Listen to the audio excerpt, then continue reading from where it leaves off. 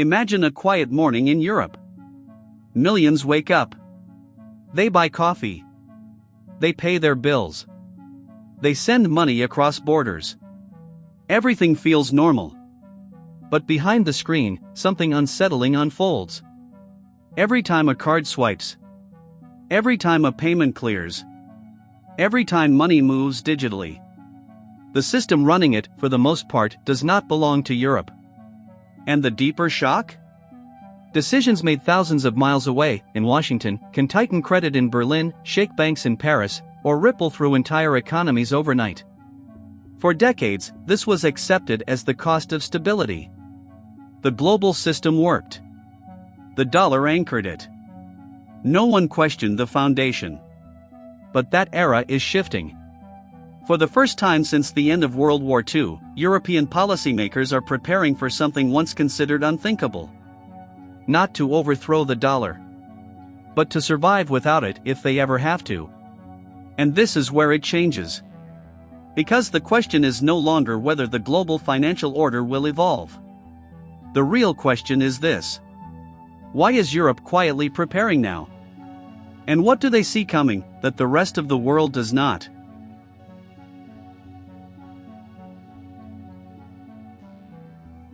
Every day, from Paris to Berlin, millions tap their cards to buy food, fuel, and train tickets.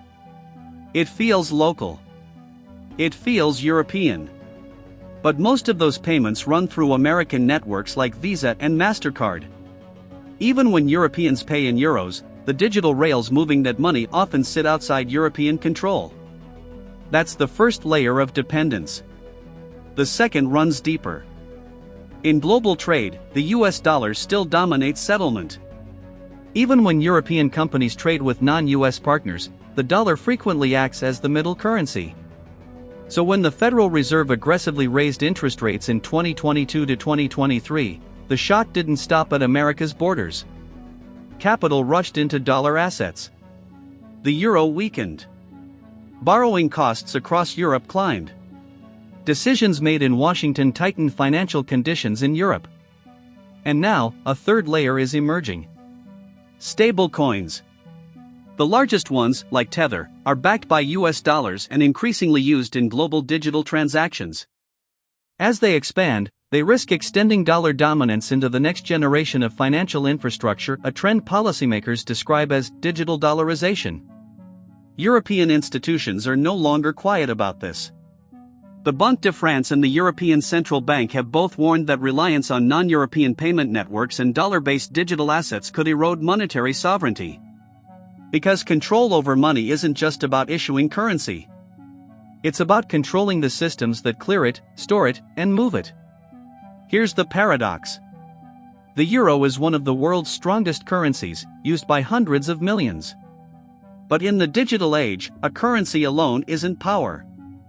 Without full control over the infrastructure beneath it, Europe's financial autonomy remains partially exposed. Europe has its own currency. It just doesn't fully control the system that carries it.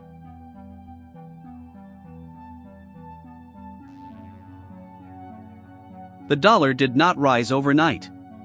It embedded itself slowly through infrastructure, institutions, and habit.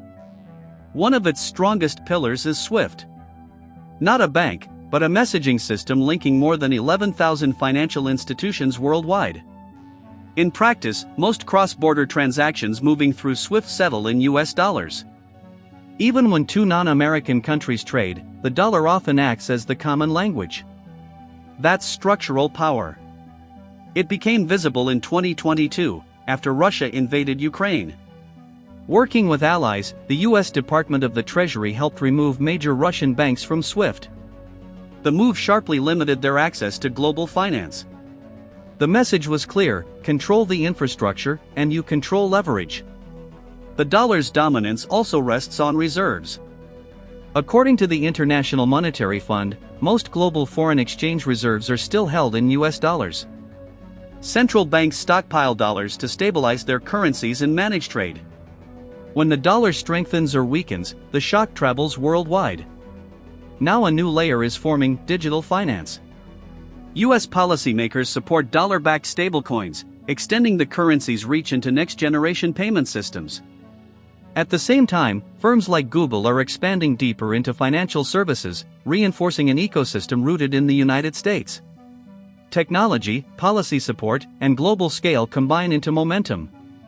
This wasn't engineered through a single master plan. Economists call it network effects.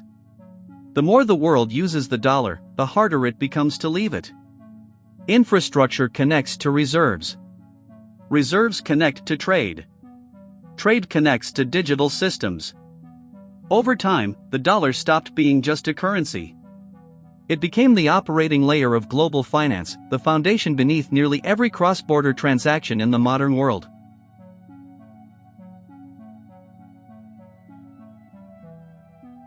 Europe isn't standing still. Policymakers and central banks have begun building safeguards to ensure the continent's digital financial future doesn't rest entirely on external infrastructure. At the center is the digital euro, led by the European Central Bank. It would function as central bank money in digital form, usable by citizens for daily payments and by financial institutions for large-scale settlement. The goal isn't to replace the euro. It's to guarantee that, even in a digital era, Europeans retain access to money under their own monetary authority. But technology alone isn't enough. Regulation has become another battlefield. Through the Markets in Crypto-Assets Regulation (MiCA), the European Union created a comprehensive framework to oversee stablecoins in digital assets. The aim is clear: allow innovation, but prevent dollar-based digital assets from dominating Europe's domestic payment system. Then comes infrastructure. Projects like Appia and Pontes are being developed to enable central bank money to operate within blockchain-based and tokenized systems, ensuring settlement remains anchored inside the Eurosystem. At the same time, private sector efforts such as the European Payments Initiative seek to build a pan-European payment network as an alternative to existing international rails. This isn't an attempt to dethrone the dollar. It's strategic insurance. Europe isn't trying to break the global system. It's trying to ensure it can function if that system fractures. In a world that is more digital and more geopolitically divided, redundancy becomes security. A digital currency. Stronger regulation. New payment infrastructure. Layer by layer, Europe is building backup power for its financial sovereignty.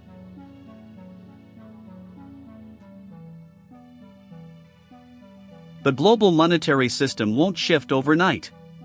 But based on current trends, dollar dominance, the digital euro, MiCA regulation, and the rise of stablecoins, three outcomes stand out. Scenario A: the dollar holds. In the near term, this is the most realistic path. According to the International Monetary Fund, the dollar still makes up the largest share of global foreign exchange reserves. Most international trade continues to settle in dollars.